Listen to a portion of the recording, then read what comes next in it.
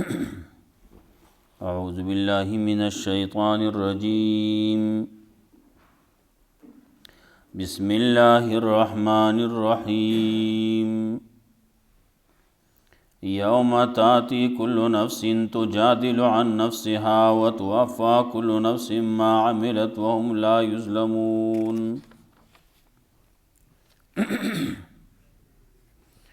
وضرب الله مثلا قرية كانت آمنة مطمئنة يأتيها رزقها رغدا من مكان يرزقها رغدا من كل مكان فكفرت بأنعم الله فأذاقها الله لباس الجوع والخوف بما كانوا يصنعون. مخکې آیتونو کې تذکره وه چې د الله رب العزت اختیار دی چې یو آیت منسوخ کوي او بل راولي د هغې په ځای باندې، یو حکم منسوخ کوي د هغې په ځای باندې بل حکم راولي. دا د الله اختیار دی.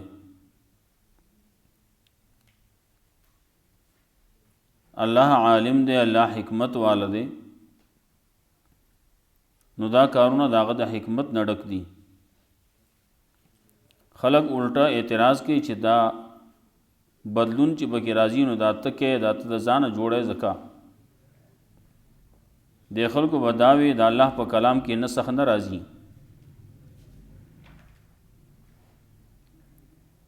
دا د خلکو غلطه خبره وه، غلطه پالیسی وه.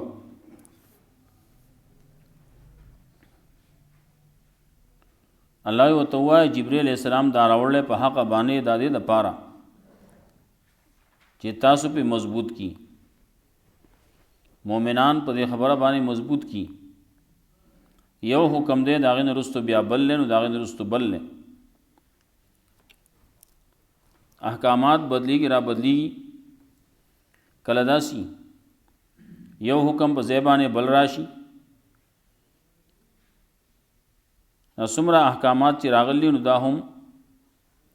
په قلاره قلاره باندې راغلي. اول صرف د ایمان خبره وه، بیا پسې مونځ فرض شو،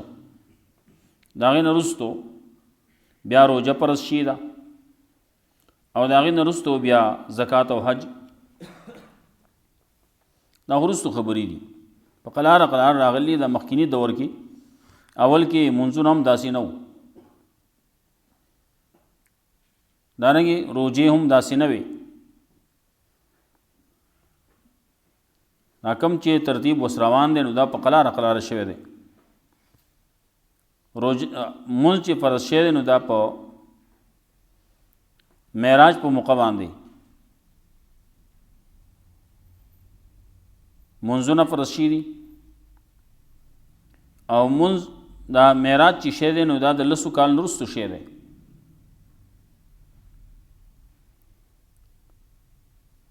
بیا روژه چې فرض شي ده نو دا په 2مه هجري کې فرض شي ده، هجرت نه وروستو 2 کاله وروستو. دارنګې زکات او حج هغه آخر کې شي دي. نو دا د الله رب العزت اختیار دی، کار دی. څه حکم کوي د څه نه منع کول کوي، دا د الله کار دی. دارنګې د خلکو اعتراض و چې دا قرآن کریم دی د بل چا نه وایي، دا خبرې بعضې زده کوي او راوړي او دلته کې موږ ته یې وایي. د هغې جواب یې وکړو چې تاسو چې چا ته نسبت کوئ نو خو عجمي دی، هله خو عربي هم نه ورځي صحیح، او دا خو عربي دا لسان عربي مبین.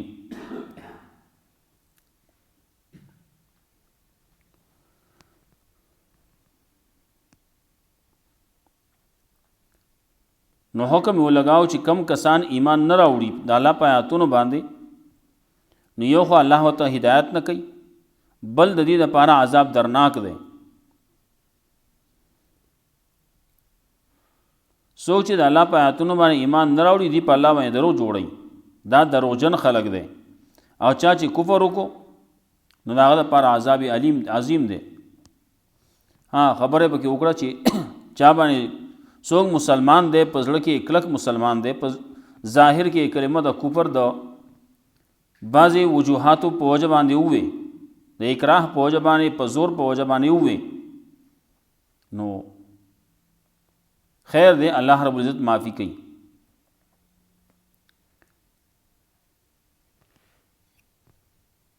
کم کسانو چې کفر کړل د هغې په زړونو کې کفر دی نو الله رب العزت په هغې باندې آخر کې مهر لګول دی وګونو باندې سترګو باندې دا غافل خلق دی او د دې لپاره جهنم دی د تاوانیان خلق دی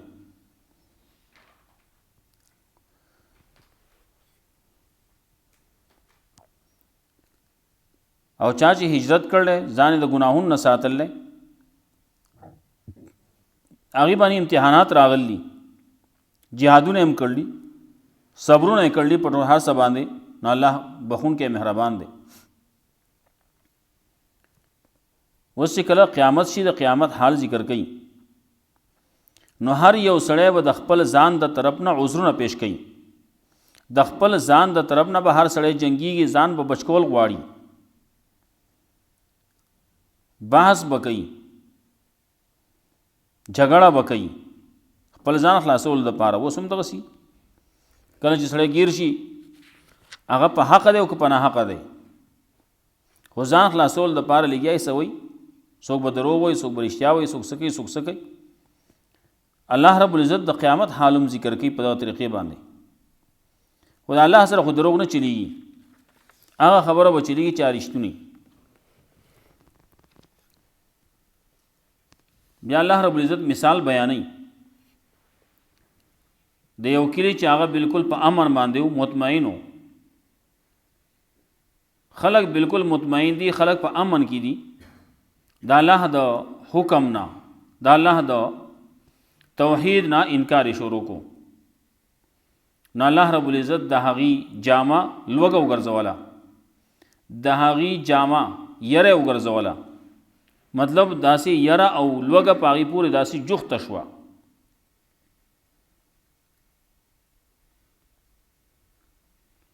پیغمبر صلی الله علیه وسلم ورته راغلی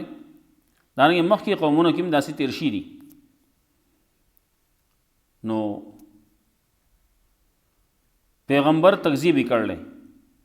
نو چې کله دغسې شوي ده نو الله پې عذاب راوستلی بیا ورپسې د خوراک تذکره کوي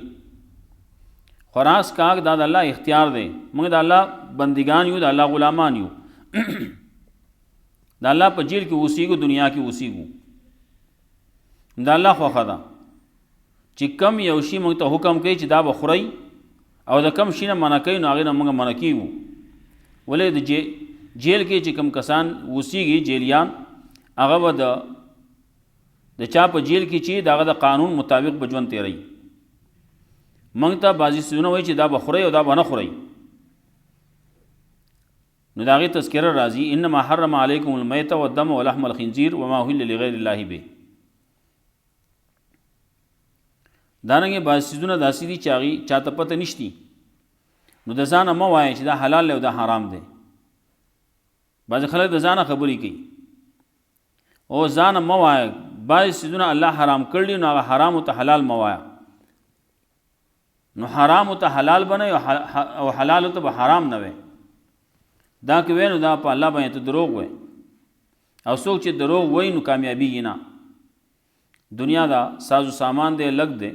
ډېر معمولی دی دا ختمېدونکی دی نو چې کله یو سړی خلاف کوي نو هغه دپاره به عذاب وي سزا وي د یهودیانو خبره پیش کوي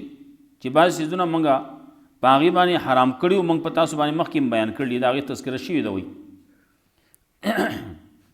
موږ په هغې باندې ظلم نه دی کړی لیکن هغې په خپله ځانونو باندې په خپله ظلم کو د هغې خبره کوي که چا مخکې ظلم کړلی ګناه یې کړلی بیا توبه وویسته خپل عمل اصلاح یې وکړو نو الله بخونکی مهربان دی یوم تاتی کل نفس تجادل عن نفسها په هغه ورځ باندې چې را بشي هر یو نفس تجادل عن نفسها جګړه به کوي د خپل نفس د طرف نه بحث به کوي جګړه به کوي صفائی به کوي عذرونه به پیش کوي د خپل نفس ته طرف نه. کله وایي زه چې پوه شوی نه وم، کله وایي چې زه هغه وخت کې په بې خودۍ کې وم، په نشه کې وم، په سخته غصه کې وم، داسې خبره مې کړله. وایي بس عذرونه به پیش کوي. نو موږ ته چا ویلي نه، خبره موږ ته نه را رسېدلي. هر یو سړی چې کم راغونې به شو د ځان د خلاصولو دپاره به د څه نه څه عذرونه پیش کوي. نو کله چې راشي هر یو نفس تجادل عن نفسها، نو جګړه به کوي د خپل نفس د طرف نه، عذر به پیش کوي د خپل نفس د طرف نه، بحث به کوي د خپل نفس د طرف نه. وتوفى كل نفس ما عملت، او پوره به ورکړی شي هر یو نفس له هغه چې کوم عمل یې کړی. وهم لا یظلمون، او دی باندې به ظلم نه کولی کېږي. ظلم نشتی په هغه ورځ باندې، څه چې دي کړلي هم حق به وي. وضرب الله مثلا قرية كانت آمنة مطمئنة. الله بیان کړی مثال د یو کلی، کانت آمنتن چې دا په امن باندې مطمئنتن، دا کلی مطمئنو، یې کلی والا مطمئن خلقو په امن باندې وو. یاتیها رزقها رغدن، راته به دې ته رزق د دې پریمانه، من کل مکان د هر طرف نه. فکفرت بانعم الله، نو دی انکار وکړو د الله په نعمتونو باندې، د الله د نعمتونو نه انکار وکړو. ولې الله د دې خالق دی، د دې مالک دی، د دې رازق دی، نه بعضې خبرونه انکار یې شروع کړو. فاذاقها الله لباس الجوع، الله په یو نعمت ګوره دا هم کو، رسول یې ورته راولېږو، د دې په جنس کې راولېږو، د دې په کلي کې راولېږو، د دې په رونو کې راولېږو، د هغه نه انکار وکړو. فاذاقها الله لباس الجوع، نه الله اوسکو دیتا جامې د لوږې والخوف، یو د یری، بما کانوا یصنعون، په سبب د دې چې دی کوم کول، دی چې کوم اعمال کول د هغې د وجې، د هغې اعمالو د وجې نه دی بیا یره پرې راغله، لوږه پرې راغله. او دا خو دا بعضې چا چې ایمان نه و راوړی، توحید یې نه و راوړی، نو د هغې په سختو مشکلاتو کې وو.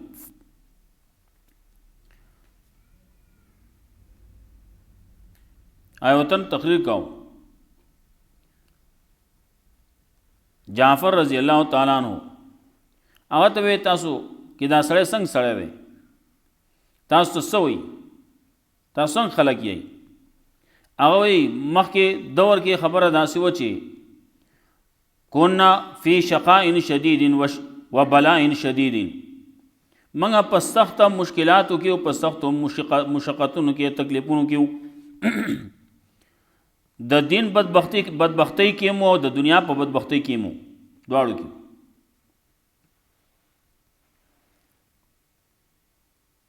زمونږ بدبختی د دین دا وه چې نعبد الحجر والشجر، موږ به د ونې او د بوټي د دې به عبادت کوو. کوم یو شی به لیده چې په دې کې سر ښکاري، هغې ته به سر ټیټ کړو.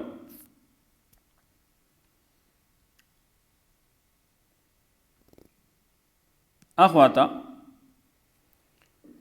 بیا وی د دنیا بدبختی او داوا، د دنیا حالت یو داسې و، کنا نمس الجلد والنوا، موږ به سرمنې چوپلې او دا بمبتې به یې چوپلې، دا به یې خوړې، بمبتې یې میده کولې، دا به خوړې، او سرمنې به یې چوپلې. سرمنې دا تازه سرمنې، او کله چې سرمن وچه شي دا به خوشته کړو، دا به خوړه. دا حالو زمونږه. الله رب العزت موږ باندې رحم وکړو، الله رب العزت موږ کې پیغمبر راولېږو، نو موږ ته یې د لارو ښودله، موږ یې د هغه بدبختۍ د دین نه وویستو. نو الله د هغې په وجه باندې موږ د بدبختۍ د دنیا نه مو ووتو. په دین کې دنیا هم ډېره ده، مزې پکې دي، خوراکونه پکې دي، د دنیا ساز و سامان، د دنیا نعمتونه پکې دي، آرامونه پکې دي. چې کله سړی دین ته راشي نو دا ټول شیونه میلاویږي، او کله سړی دنیا ته لاړ شي نو دنیا کې صرف یو شی دی، دنیا میلاو بشي، خو آرام بنئ، چین بنئ، سکون بنئ، اطمینان بنئ. دا ټول هر څه په دین کې دي. فاذاقها الله لباس الجوع والخوف بما كانوا يصنعون ولقد جاءهم رسول منهم، یقینا راغلیو دیتا رسولان د دین، فکذبوه، نو د خلکو تکذیب وکړو د دغه پیغمبر. دې د چې کوم راغلی فاخذهم العذاب وهم ظالمون نو راونیول دي لره عذاب په داسې حال کې دی ظالمان یو وی قوم سبا ته هغه هم ډېر په انعامونو کې وو پیغمبران ورته راغلي واغې خبره ونه منله نو الله راونیول فکلوا مما رزقکم الله حلالا طیبا نو خورئ تاسو د هغه نه چې تاسو له الله درکړلی رزق درکړلی حلال پاکیزه هغې چې کوم حلال دی او پاکیزه دی نو هغه خورئ کم چې حرام دی نو هغه مه خورئ کم چې پاکیزه نه دی نو هغه مه خورئ کم کې چې شک و شبهات دي نو هغه مه خورئ واشکروا نعمت الله او شکریا ادا کوئ د نعمت د الله ان کنتم ایاه تعبدون کې تاسو د الله بندگی کوونکي که خاص تاسو د الله بندگی کوئ نو د الله د نعمتونو شکریا ادا کوئ کم نعمت چې الله درکړلی په کومه طریقې درکړلی نو هغه طریقې باندې د هغې شکریا ادا کول پکار دي نور پسې وایي انما حرم علیکم المیتة والدم ولحم الخنزیر وما اهل لغیر الله به یقینا الله حرام کړلی په تاسو باندې المیتة مرداره مخکې موږ ویلو دا آیات 2 ځای مخکې غالبا تیر شوی دی انما حرم علیکم المیتة یقینا الله حرام کړل په تاسو باندې مرداره هغه ته وایي چې د بغیر د ذبح شرعي نه د هغې نه ساه وخیږي اپاره طریقې چې مخکې بګې ویلو منخنقه متردیه نطیحه دا یې پکې ویلو موقوزه ټکولی شي ده مرۍ ته تیزندي اچولی شي ده په ښکر باندې والی شي ده یا درنده تې خوړل دي وما اکل السبع الا ما زکیتم سورۃ مائده ابتدا کې تیر شي سورۃ بقره کې هم د آیات تیر شي هلته موږ لوړې خبرې پې زیاتې کړوې نو مرداره ده دا حرامه ده ودما وینا بیدون کی وینا دا هم حرامه ده ولحم الخنزیر او غوښه د خنزیر دی ټول حرام دی پای کې څه شی بیا دغه نشتی غوښه څه ته وایي نو غوښه خنزیر دا ټول پکې شامل دی هر څه پکې شامل دي خنزیر ته وایي نجس العین نو که د هغه ویښته دي او که د هغه اډوکی دی او که هغه سرمن د هر شی چې دا په څه طریقې باندې نه پاکېږي د دې هر څه پلیت دي بعضې پکې علماو ویل دي که یو سړی د دې دا ویښته د ستنې او د تار په ځای باندې استعمالی په سپلۍ کې نو خیر دی چې کله نور نه یاله یو ځای ته ورسېد هلته کې ستن تار نشتی نو د خنزیر په دې ویښتو کې دا یو قصه پکې الله ایښودې ده چې یو طرف چې دی نه داسې کار کوي لکه د ستنې او دا بل داسې دی لکه تار بل طرف یې نو که دغسې څوک وکړي نو دا جایز دي چې بل تار نه میلاویږي ستن نه میلاویږي نو دغې نه فایده اخیستی شي نور د بله فایده ترې شي اخیستی وما اهل لغیر الله بیا هغه چې اواز وکړی شي په هغې باندې د الله نه سوا د بل د الله نه سوا د بل اواز پې کړی شی دی نو دا ناروا دی نو اولنۍ مرداره ده نو مرداره کې بیا 2 څیزونه داسې چې هغه حلال دي چې هغه بغیر د ذبح شرعي نه جایز دي السمک والجراد وی یو مهی دی او یو ملخ دی هغه ملخان یو خو زموږ دا ملخان دي دا نه نو دغه دواړه بغیر د ذبح حلالولو نه هغه حلال دي دارنګې ودم وینه ده وینه حلاله ده هغه وینه چې هغه جمع شوي وینه ده 2 قسمه هغې کې حلال دي نور وینه کومه چې بیدون کې وینه ده حرامه ده هغې ته وایي الکبد والطحال یو جگر دی اینا او یو توری دی دا هم وینه ده خو دا جمع شوي وینه ده نو دا جایز ده نو په میته کې هم استثناء شته د 2 څیزونو او په وینه کې هم استثناء شته د 2 څیزونو لحم الخنزیر کې د یو شي استثناء ده چې دغه ستن تار کار باندې چې راځي په سپلۍ کې صرف په هزار کې او ما اهل لغیر الله به په دې کې څه استثناء نشتی د دې هر څه پلیت دي په دې باندې مخکې موږ بعضې خبرې کړې بعضې وایي چې د الله نه سوا د بل په نوم باندې ذبح کړی شوی، نو هغې کې وایي لعن الله من ذبح لغیر الله، یو حدیث کې راځي لعنت ته په هغه چا باندې چې الله نه سوا د بل په نوم باندې ذبح کوي.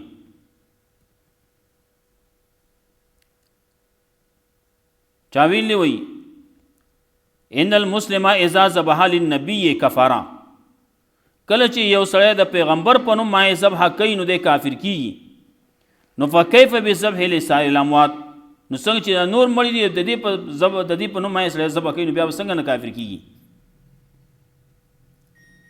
پیغمبر په نوم باندې کافر کیږي. دارنګه زمونږ کتابونه لیکلي یو سړی دی هغه ذبح کوي بسم الله الله اکبر و محمد دا یې وایي، نو دا ذبح چې دی نو دا اونه شوه، دا مرداره شوه، او دا سړی چې دی نو دا سړی هم لاړ بل دین ته واغو، کافر شوی، مرتد شو. دی به د محمد صلی الله علیه وسلم دا نوم ولې اخلي؟ چې د پیغمبر په نوم باندې داسې کېږي نو بل به څوک چې د هغه په نوم باندې به جایز کېږي.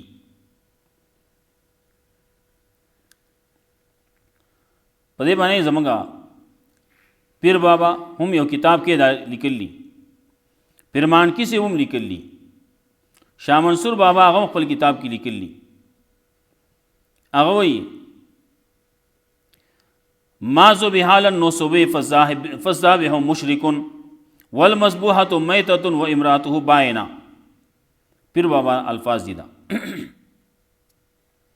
هغه وایي هغه چې ذبح کولی کېږي په درګاهونو باندې نو دا ذبح کوونکی چې دا مشرک دی، او هغه مذبوحه کوم شی چې حلال کړی شی دی نو هغه مرداره ده، او دغه څوک چې حلالونکی دی د ښځه هغه آزاده ده. دا دی ټولو تقریبا پیر بابا هم ویلي، پیر مانکی صاحب هم ویلي، خپل کتابونو کې لیکلي. یو تذکرة الابرار دی او یو هدایت الابرار دی. دا نور هم وایي هغه خلک چې دا کم نذرانې شکرانې پیش کوي د عوامو نه، عوامو کې بعضې خلک نذرانې شکرانې پیش کوي او وړي یې د اولیاء کرامو قبرونو له، څوک تیل وړي، څوک شمې وړي، څوک یو شی وړي، څوک بل شی وړي، تقربا الیهم فهو سخط و حرام، او دا حرام دی، بالکل ناروا دی. دې باندې نورم علماو ګڼ باسونه کړلي، ګڼې فتوې په دې باندې لګولي. ولا تقولوا لما تصف السنتكم الكذب هذا حلال وهذا حرام، او مه وایئ تاسو دا هغه څه په باره کې چې جوړه یې ستاسو جبې الکذب درو، هذا حلال چې دا حلال دی، او هذا حرام نو دا حرام دی، لتفتروا علی الله الکذب د پاره دی چې تاسو جوړ کړئ په الله باندې درو. ان الذين يفترون على الله الكذب، یقینا کسان چې جوړوي په الله باندې درو لا یفلحون، نشي کامیابې دی. سوچ په الله درو وایي نو چېرته به کامیاب شي. متاع قلیل د دې دنیا دا سامان دا چې ډېر لږ دی، ولهم عذاب علیم، دې لپاره دی عذاب درناک او ختمېدونکی دی، دې لپاره دروغ وایي ته. وعلى الذين هادوا حرمنا ما قصصنا عليك من قبل، او په هغه کسان باندې چې یهودیت اختیار کړي حرام کړي موږ هغه چې موږ بیان کړي په تا باندې دې نه مخکې. وما ظلمناهم، موږ ظلم نه دی کړی په دې خلکو باندې، ولکن كانوا انفسهم یظلمون، لیکن دا خلک په خپل ځان باندې په خپل ظلم کوي. ثم ان ربك للذين عملوا السوء بجهالة، بیا یقینا ستا رب دا کسان د پاره چې عمل کړي د بدی په جهل باندې، ثم تابوا من بعد ذلك، بیا توبه وسترستو دینا واسطه استایو کړ د خپل عمل. ان ربک من بعد لغفور رحیم، یقینا رب ستا رستو دینا خامخا دی بخونکی مهربان.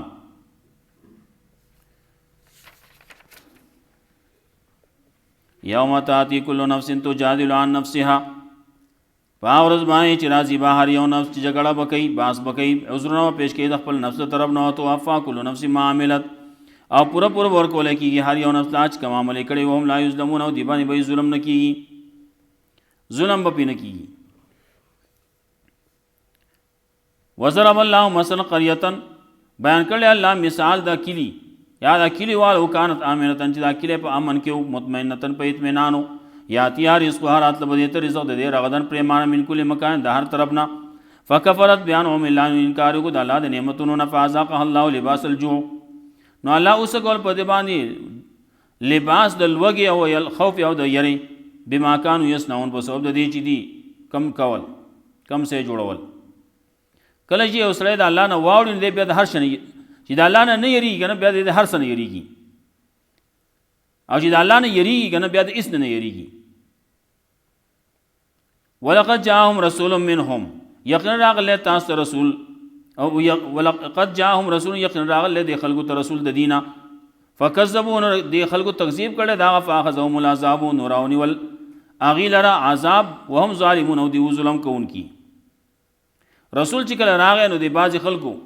په هغه باندې خوشحالي مو وکړه. ابو لهب نو وینځې ازاده کړه، ابو لهب خوشحالي وکړه د هغه په راتلو باندې، په میلاد باندې، لیکن په هغې باندې بچ نه شو. ولې د رسول الله صلی الله علیه وسلم میلاد دا کوم چې د هغه 40 کاله زندگی د ابتداءً دا زموږ دپاره هغه د هغې حکم موږ ته نشته چې تاسو په هغې باندې روان یې هغې باندې عمل کوئ. نه موږ ته چې حکم دی هغه 40 کاله بعد چې کوم حکم شروع شوی دی، اقرا بسم ربک الذي خلقنا، هغه ځای نه وروسته دا ټول عمر د پیغمبر صلی الله علیه وسلم زموږ دپاره نمونه ده. نو کله چې د رسول الله صلی الله علیه وسلم د رسول میشن شروع شو نو هغه ابو لهب خلاف وکړو، او چې کله میلادو نو هغې باندې جشن وکړو. نو جشن باندې سړی خرابېږي، میشن باندې به سړی کامیابېږي. د پیغمبر میشن سو هغه توحید و، هغه رسالت و، هغه ټول دین او شریعت و، دا یې میشن و، صرف میلاد یې نه و. میلاد خو ما پرون ویلو 600 کال وروستو 400 پیله پاسه آیوتنو هغه دا شی شروع کړل. دې نه مخکې دا نه شی نه دی ثابت. عید میلاد النبی، عید کم ځای نه راغی. عیدونه پیغمبر وایي 2 دي، دې پکې وروستو رالو، دا درېیم پکې بل شروع کړو. بعضې پکې راپاسې وایي دا هره جمعه عید دی. هره جمعه هغه شان عید نه دی کوم چې ته مناوې که نه، بیا هم دغسې هر جمعه دغسې مناوه که نه کوم چې عید میلاد النبی مناوی. لګیا دي څه وایي نو چې پیغمبر نه دی کړی، صحابو نه دی کړی، تابعینو نه دی کړی، تبع تابعینو نه دی کړی، ائمه اربعو نه دی کړی. کم چې ائمه تېر شي دي هغو نه دی کړی. 600 کال وروستو دا شی شروع شوی دی. نو لقد جاءهم رسول منهم، یقینا راغلی دی خلکو ته رسول د دینه، فکذبوه نو دی خلکو تکذیب کړی دی پیغمبر، فاخذهم العذاب نو راونیول دی لره عذاب هم ظالمون او دوی ظلم کوونکي. فکلوا مما رزقکم الله حلالا طیبا، نو خورئ دا هغه نه چې الله رزق درکړی تاسو له حلال پاکیزه. واشکروا نعمت الله، او شکریا ادا کوئ د الله د نعمت، ان کنتم ایاه تعبدون، کې تاسو د الله بندگی کوونکي، خاص د الله بندگی کوئ نو د الله شکریا ادا کوئ د نعمتونو. انما حرم علیکم المیت، یقینا الله حرام کړل په تاسو باندې مردار او دم او وینا، ولحم الخنزیر، غوښه د خنزیر، او ما هو الا لغیر الله، بیا چې आवाज وشپاغي باندې دبل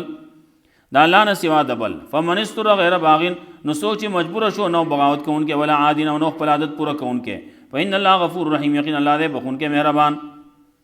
دې بغاوت کوونکې نه دی، عادت پوره کوونکې نه دی، دې خوړو کې زیاتې کوونکې نه دی، او دې ځان سره وړونکې نه دی. کله به دې ځان سره وړي وي دا به خوردش وي. فمن استر غیر باغین، خبره دې کې مخکې مونږ کړو، سورۃ بقره کې مونږ د آیت باندې باس پوره کړو. فإن الله غفور رحیم، یقینا الله دې بخونکې مهربان. ولا تقولوا لما تصف ألسنتكم الكذب، او مه وایئ تاسو د هغه څه باره کې چې جوړوي ستاسو ژبې الکذب درو، ستاسو ژبې چې کوم درو جوړوي نو هغې کې دا مه وایئ چې هذا حلال و هذا حرام. دغه درو څیزونو ته تاسو وایئ چې دا حلال دی او دا حرام دی، د ځانه شی جوړوئ چې دا حلال دی او دا حرام دی. لتفتروا علی الله الکذب، دا پاره دی چې جوړ کوي تاسو په الله باندې درو. ان الذين يفترون على الله الكذب، یقینا هغه کسان چې جوړوي په الله باندې درو، لا یفلحون، نشي کامیابې دی. متاع قلیل، دا سامان دی لږ، ولهم عذاب الیم، دې پاره دی عذاب درناک. وعلى الذين هادوا حرمنا ما قصصنا عليك من قبل، او په هغه کسانو باندې چې یهودیت اختیار کړل حرام کړي موږ هغه چې موږ بیان کړلی پتا مې دینه مخکې. وما ظلمناهم، موږ ظلم نه کړی په خلکو باندې، ولکن كانوا انفسهم یظلمون، لیکن و دا خلک په خپل ځان باندې په خپل ظلم وکاو. ثم ان ربك للذين عملوا السوء، بیا یقینا ستارب دا کسان د پاره چې عمل کړي د بدی په چحال باندې ثم تابوا من بعد ذلك به توبه وسترستو دینه واسطو استای ګل خپل عمل ان ربک من بعد یا لغفور رحیم یقینا رب ستا رستو دینه خامخاله بخون کې مهربان. الله رب العزت مولا قرآن و سنت باندې عمل کول توفیق راکړي. واخر دعوانا الحمدلله.